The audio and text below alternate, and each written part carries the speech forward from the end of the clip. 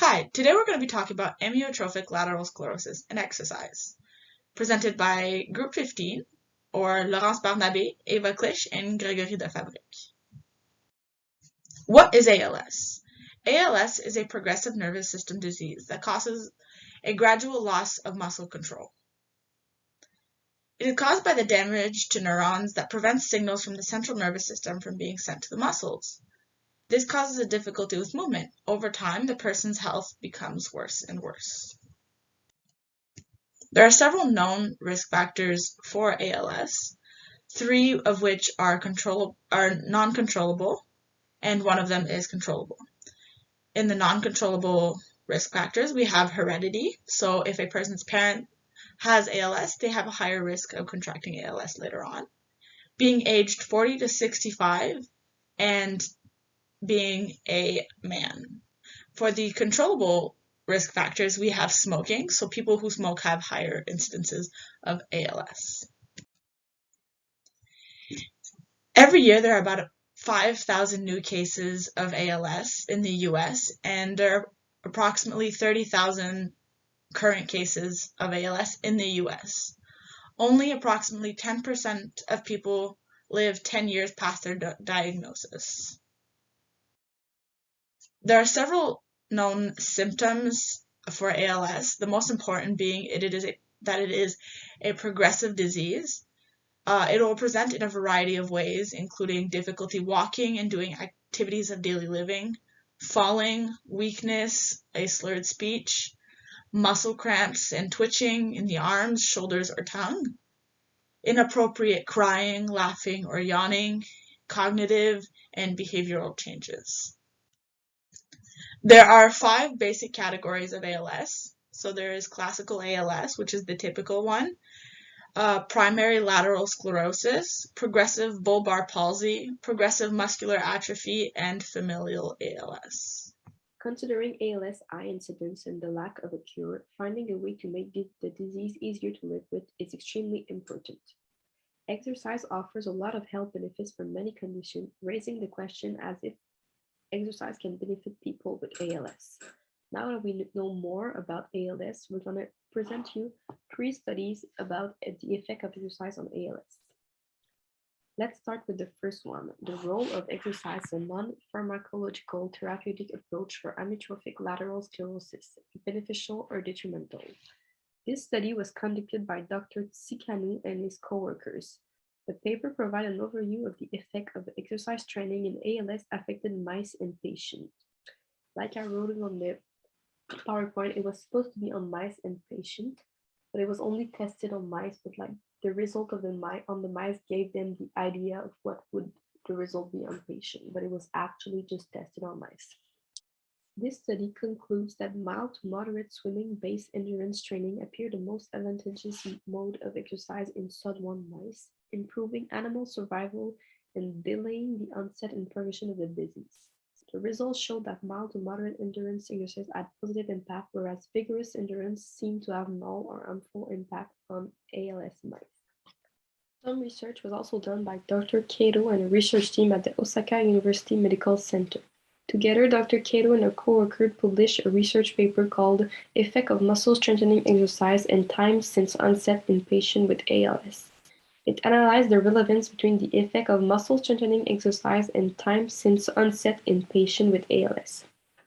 This study was done with non-consecutive patients at the Osaka University Medical Hospital. It included 2 patients with ALS who were admitted to the hospital twice. The first case was a 60-year-old man with the bulbar type, and he was hospitalized twice. The first time, his score of the ALS functional rating revised scale was 42, and the second time it was 33. And the other case was a 42-year-old man with lower limb type of ALS, and he was hospitalized twice as well. First time 44 points, and second time 33 points. For the study, physical therapy was done 30 minutes daily on weekdays for 2 weeks. The program was mainly composed of lower limb strengthening exercise, which were adjusted to a modified scale board scale of 5. The study focused on knee extension, in functional ambulation categories. And we can see that the result obtained were that the knee exercise improved during the initial hospitalization in both patient and the ambulation in case 2 only. And then during the re-hospitalization, nothing improved. So we can see that the results suggest that the positive effect of muscle strengthening exercise is greater at the early stage and can be maintained in patients with the bulbar type ALS, sorry. Also, improvement can be achieved approximately 1 year after onset in patients with the ALSFRS revised score of 40 points and lower. The third research paper is specific physical exercise improves energetic metabolism in skeletal muscle ALS mice. This study was conducted by Dr. Dessel and her coworkers. The result reported that a specific exercise paradigm based on high intensity and amplitude swimming exercise significantly improved glucose metabolism in ALS mice. To get these results, human muscle were implanted in ALS mice. The human muscle biopsies were obtained from 10 ALS patients referred from the Paris Motor Neuron Disease Center. 3 muscle specimens were taken from the acromion muscle and 7 from the deltoid muscle. Using physiological tests and biophysics approach based on nuclear magnetic resonance (NMR), they found that SOD1 ALS mice suffered from a severe glucose intolerance, which was counteracted by the high-intensity swimming but not moderate-intensity running exercise. After analyzing these 3 studies, we can conclude that exercise has the possibility to be extremely beneficial for ALS patients and has the effects similar to those for able-bodied people. For example, reducing depression and improving strength and stamina, and it may even help with the effect of the disease.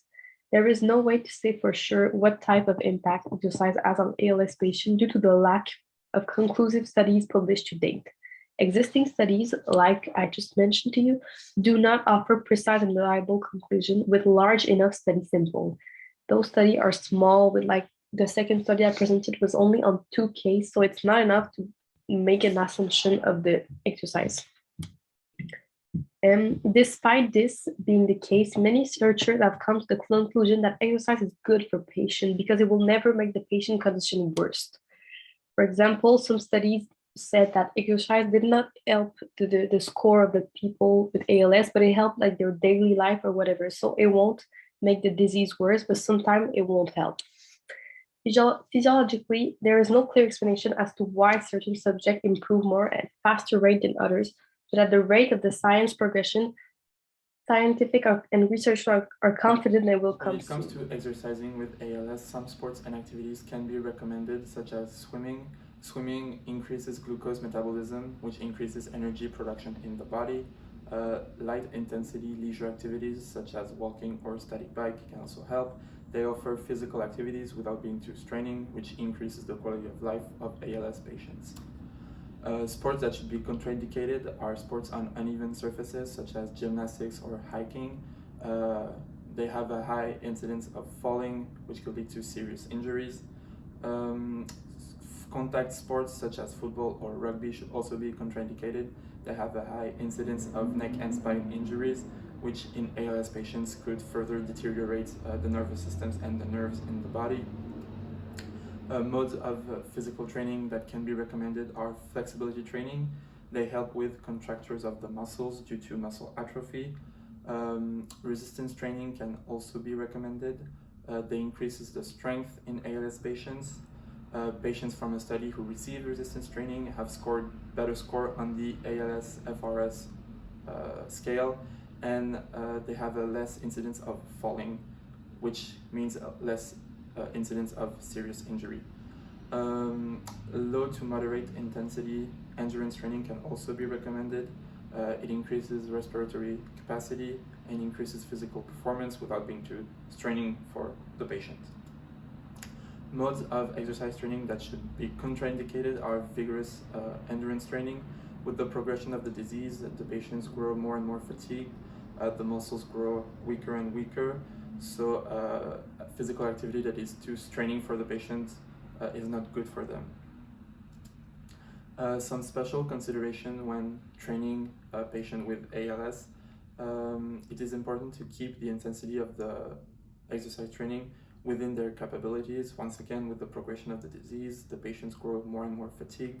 So we do not want to give them exercise that are too straining for them. Exercising in water is also beneficial. The buoyancy of the water makes it easier to train, and it decreases the risk of falling. Support systems such as canes, braces, or walkers are also helpful. They decrease the risk of falling. As of today, there is no clear guidelines on how to train patients with ALS. We need more studies to prove the real benefits and detriments on exercise training for ALS.